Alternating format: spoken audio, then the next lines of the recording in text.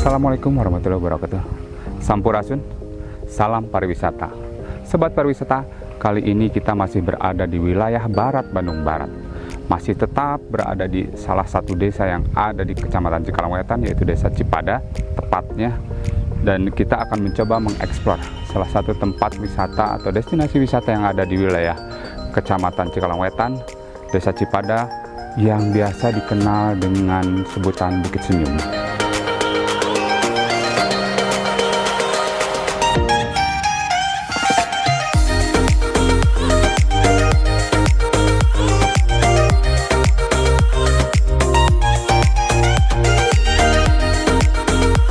Lebih jauh tentang objek wisata Bukit Senyum ini, kita akan coba gali informasi dengan pengelola objek wisata Bukit Senyum, dengan Ketua LMDH Kang Denny yang kebetulan sudah hadir di sini. Mari kita bersama.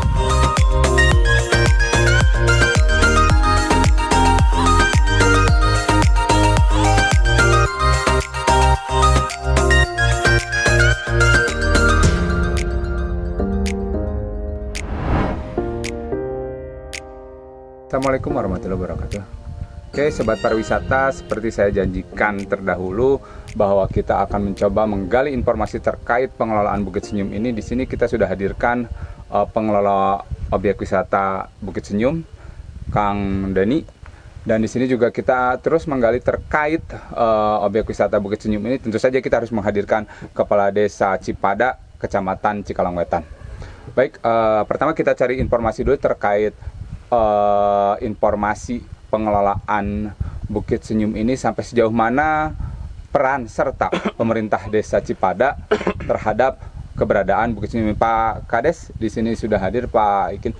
Coba kita ingin tahu sampai sejauh mana sih peran serta pemerintah desa, serta bagaimana peran masyarakat di seputar Desa Cipada ini, di seputar Bukit Senyum ini terhadap keberadaan Bukit Senyum ini, Pak Kades.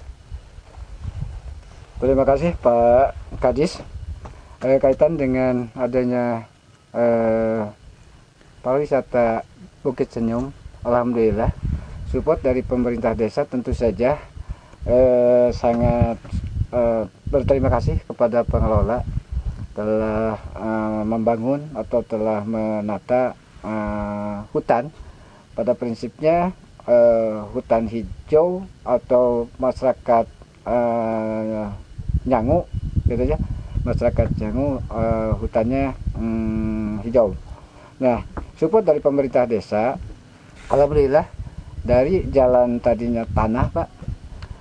Sementara saya baru bisa membangun sampai diperkeras. Nah, baru pengerasan ya, baru di pengerasan. Nah, ke depan ya mudah-mudahan bisa ditindaklanjuti dengan bangunan sorbeton, mudah-mudahan. Nah, kemudian kaitan dengan support daripada masyarakat, Pak, alhamdulillah bisa mengangkat perekonomian warga masyarakat sekitar yang kelalui, seperti jualan bensin, jualan makanan, jualan apa saja yang ada di sekitar lingkungan, makanan ya, makanan ringan, mungkin ya Pak Kades ya. Betul. Nah, itu alhamdulillah. Karena saya lihat juga di seputar sini juga banyak disediakan warung-warung yang mungkin ya tentu saja pengelola di sini bekerja sama dengan masyarakat sekitar untuk bisa memberdayakan ekonomi, sehingga masyarakat di sini bisa ikut berjualan ya. Betul. Ya alhamdulillah.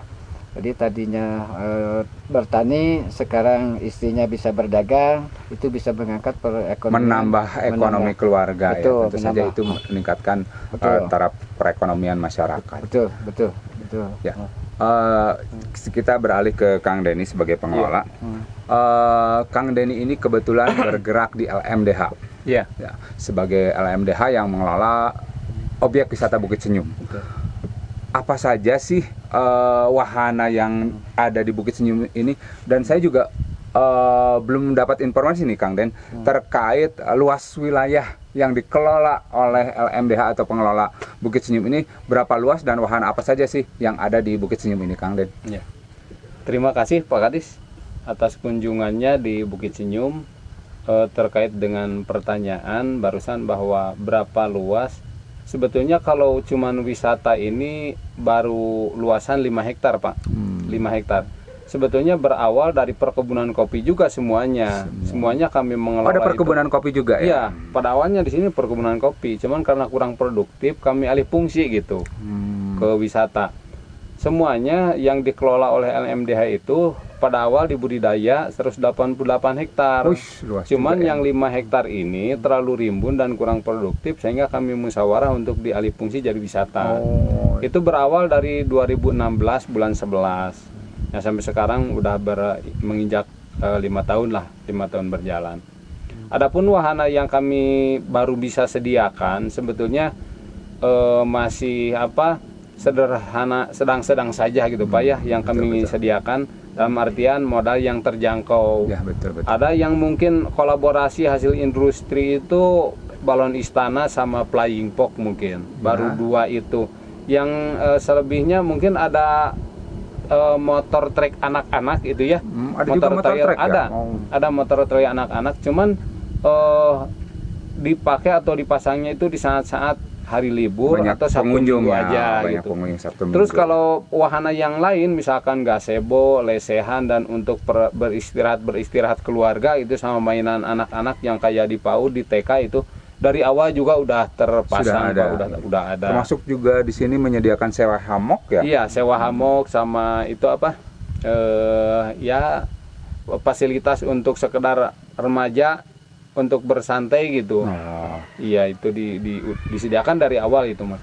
Selain wahana yang ada di sini, saya dengar juga di sini bahwa ada camping ground di sebelah mana itu Pak Kang Den? Iya.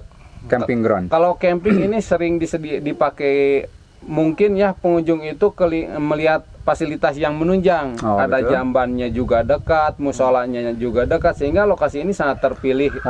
Untuk lokasi camping juga ya. Padahal kami juga di sebelah atas itu menyediakan Pak, khusus untuk camping. Ada juga tenda yang lebih besar tentunya ya. Sama itunya juga ada dekat gitu. Cuman mereka lebih memilih di sini, di lokasi di sini. Kalau tendanya disediakan atau dari mana Kang Den ini? Tenda kalau seandainya 10 atau belasan tenda kami sediakan. Cuman kalau melebihi daripada itu kami melibatkan pihak lain yang menyewakan juga gitu. Jadi wahana di sini sudah cukup komplit ya. Dari mulai tenda camping, hammock, kemudian tempat-tempat selfie, bahkan di sini juga ada permainan anak, balon, tempat wahana anak juga ada, dan bahkan ke depan sudah ada di depan sudah ada flying fox. Untuk tiket masuk Kang Den, tiket masuk per orang atau kendaraan ini seperti apa? Dan pengelolaan administrasi pengelolaan keuangannya ini apakah ada kontribusi terhadap pemerintah desa atau bagaimana ini? Ya, terkait dengan harga tiket itu ya, kalau orang masuk perorangan itu cuma Rp8.000 per orang. Adapun murah, adapun kendaraan roda 2 itu hanya 3.000 tiket masuk. Adapun parkir itu terpisah sama rekan-rekan yang bertugas di parkir, hanya Rp2.000 untuk kendaraan roda 2. Adapun mobil roda 4 itu masuknya terkena biaya 5.000 dan parkir juga kena 5.000. Ya. Itu barangkali yang terkait dengan tiket. Adapun kontribusi ke pemerintah desa, kami menghitung dari satu tiket itu Rp200. Ada kontribusi juga terhadap pemerintah desa. Cuman malu-malu mau gitu Pak. Ya. Terlepas itu besar kecilnya kontribusi terhadap pemerintah desa, minimal itu sudah ada perhatian terhadap pemerintah desa. Dan tentu saja pemerintah desa juga memberikan perhatian terhadap pengelola objek wisata ini, baik itu fasilitasi sarana dan prasarana maupun untuk fasilitas yang lainnya. Saya rasa itu sudah cukup kerjasama yang baik antara pengelola dengan pemerintah desa. Dan tadi sudah disampaikan Kang Den bahwa di sini sebelumnya sudah ada kebun kopi. Bagaimana sih pengelolaan kebun kopi ini gitu, sampai sejauh mana ini kopi yang ada di Burangrang Selatan ini? Bisa cerita sedikit tentang kopi ini? Berawal di 2009 itu kita awal melangkah di hutan ini, pengelolaan hutan bersama masyarakat PHBM di 2009 dengan budidaya kopi Arabica. dari awal tersebut kami beranjak merangkak naik sampai di 2016 itu ya, titik awal membuka wahana wisata gitu. Betul.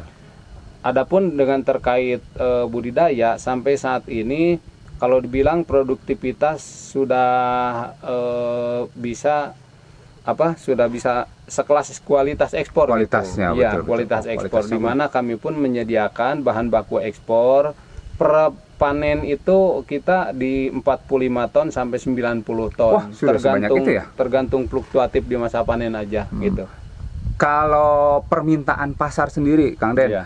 dari untuk ekspor ya. Tadi kan Kang Den sampai 45 ton seperti itu ya. Iya. Apakah permintaan lebih besar daripada penyediaan atau seperti apa? Ya. Sebetulnya permintaan pasar sangat besar, Pak. Jadi peluang pasar cukup tinggi gitu. Cuman ketersediaan bahan baku ekspornya itu yang belum maksimal. Betul. Belum maksimal, produktivitas masih di bawah standar sebetulnya. Tapi bisa nggak kalau ada misal permintaan yang cukup besar, masyarakat di sini menyediakan sesuai dengan permintaan? Sanggup nggak kalau kondisi-kondisi seperti itu? Mestinya sih harus sanggup, cuman mesti ada penambahan populasi luasan gitu kan. Dimana di Cipada ini memang ada potensi semacam kawasan perkebunan yang sudah jadi lancuran gitu. Betul. Kan. Kenapa tidak diberdayakan dengan berbudidaya kopi gitu. Cuman ketika masyarakat membuka lahan pun ternyata tidak satu komoditi unggulan gitu. Ada yang menanam A, B, D, C gitu. Itu barangkali. Jadi belum terkoordinir dengan baik. Betul, ya betul. Terkait. Tadi Kang Den menyampaikan bahwa kopi Burangrang Selatan ini sudah kualitasnya kualitas diakui dunia. Iya, iya. Gitu. Keterlibatan pemerintah sendiri, baik itu pemerintah pusat, pemerintah provinsi maupun pemerintah daerah, seperti apa sih terhadap perhatiannya terhadap keberadaan kopi yang bisa dibilang mungkin ini lebih terkenal dengan Japa Kopi atau apa ini, Kang Den? Oh iya. Keterlibatan pemerintah di produktivitas kopi sebetulnya banyak terlibat. Dari pemerintah daerah kabupaten sampai provinsi, ya mungkin pusat juga tentu gitu ya. Terkait dengan bantuan atau kepedulian pemerintah kepada masyarakat, perhatian baik moral maupun material itu terasa sekali gitu. Betul. Itu terbukti kami pun diberikan SLPHT, Sekolah Lapangan Pengendalian Hama terpadu. Terus ada dinamika kelompok gitu. Itu secara moralnya gitu. Belum secara materialnya kita pun dapat UPH gitu ataupun Alsintan, itu perhatian dari pemerintah. Di samping juga memperkenalkan kami dengan pasar gitu. Ketika diikut sertakan di pameran-pameran, di expo-expo gitu, baik di Jawa, luar Jawa sampai ke luar negeri juga gitu. Itu.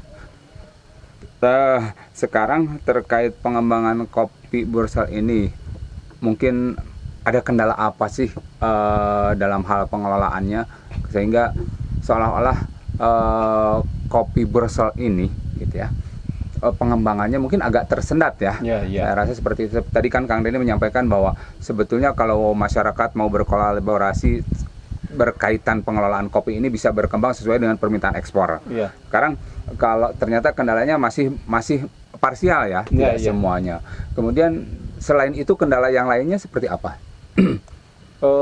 Kendalanya sebetulnya boleh dibilang global juga ya. Tidak hanya di sini gitu. Betul. Pertama, ketika menanam di kawasan hutan.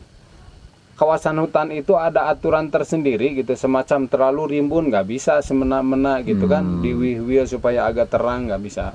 Sehingga setiap penanam kopi di kawasan hutan terkendala. Selain itu pula ketika memupuk misalkan, memupuk itu dengan sendirinya sekalipun kita nggak memupuk tanaman yang di sekitarnya, misalkan kayu-kayuan yang jadi naungan, apakah itu pinus, gamelina dan lain sebagainya, itu akan terpupuk. Dalam artian yang tujuannya untuk kopi itu terpengaruh, terambil gitu. Itu diantaranya. Selain itu juga ada memang pemahaman petani ketika pengendalian hama terpadu, lantas secara SOP untuk penanganan pasca panen itu gimana, itu belum berseragam gitu. Itu barangkali. Kalau pasca produksi sudah siap terkait kopi ini, pangsa pasarnya. Oh iya.